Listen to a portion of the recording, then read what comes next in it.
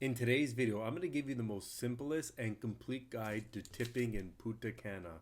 Okay, tipping is such a controversial topic, but it needs to be talked about because everyone's wondering when they're going to resorts, how much do I tip? How much money should I bring? And in this video, I'm going to answer all these questions. But before we jump into the fun and talk about tipping and all that good stuff, I want you to give this video a thumbs up and subscribe to the channel if you're not already subscribed. It really helps the channel grow and will help more fellow travelers find this video. Now, the first question you're most likely going to ask yourself before you go on your trip is how much money should I bring for tipping? Typically, me and my wife bring about $100 in ones, so 100 US ones, and then we bring a couple $5 bills. Now, I notice some travelers go to the resorts unprepared and bring a bunch of money and try to get the bartender to exchange 10s and 20s and 5s for ones.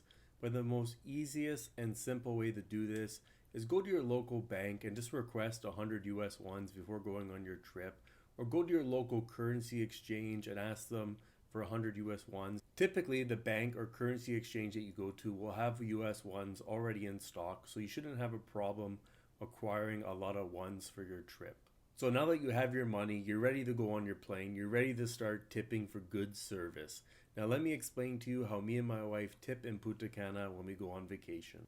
So once we land at the airport and we find our transfer and they take us to our hotel, we typically tip our taxi or transfer anywhere from $3 to $5. It really depends how far the hotel is from the airport and the level of service we get from the driver. Now, when you get to your resort, the first thing that's going to happen typically is the bellboy is going to take your bags and deliver them to your room.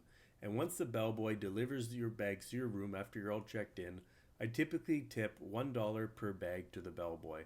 So if we have 3 bags, I'll give the bellboy $3. If we have 1 bag, I'll give the bellboy $1. Now, after the bellboy has been tipped and you are happy, let's just say you're hungry in your room, you're ready to order some room service.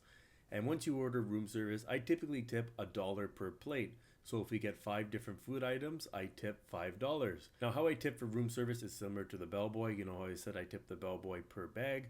Well, for room service, I tip per plate of food that we receive. So after you have your room service, maybe you're ready to go to the bar and get a drink.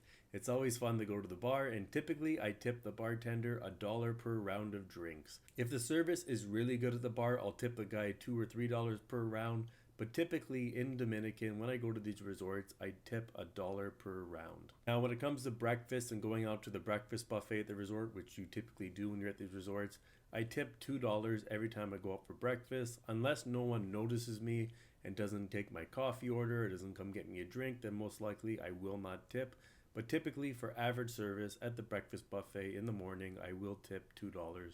And when it comes to lunch, very similar to breakfast, I typically tip between $2 to $3. I will say $3 on average for lunch.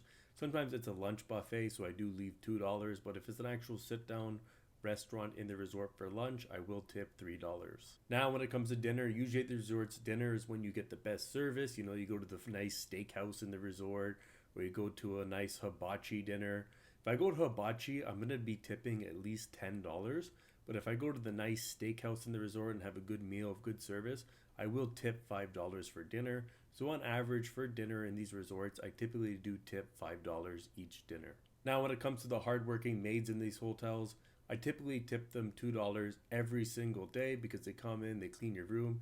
I do leave my room relatively clean so they don't have to do a lot of work, but I still want to show some gratitude to them, so I do tip $2 each day to the maid.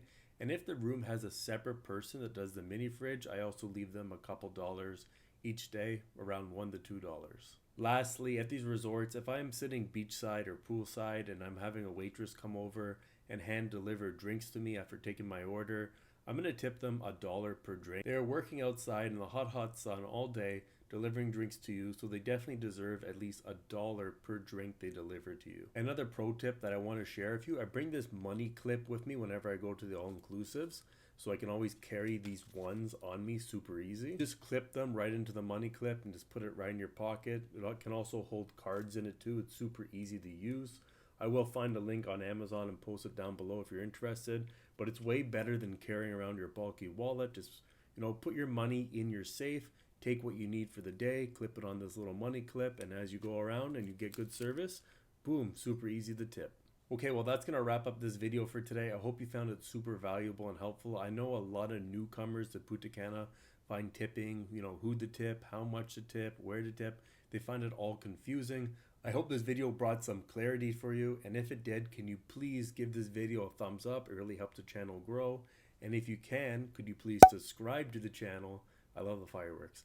Subscribe to the channel because that's also going to help the channel grow, and it's going to help fellow travelers find this video. Thank you so much for watching, and I'll see you in the next video.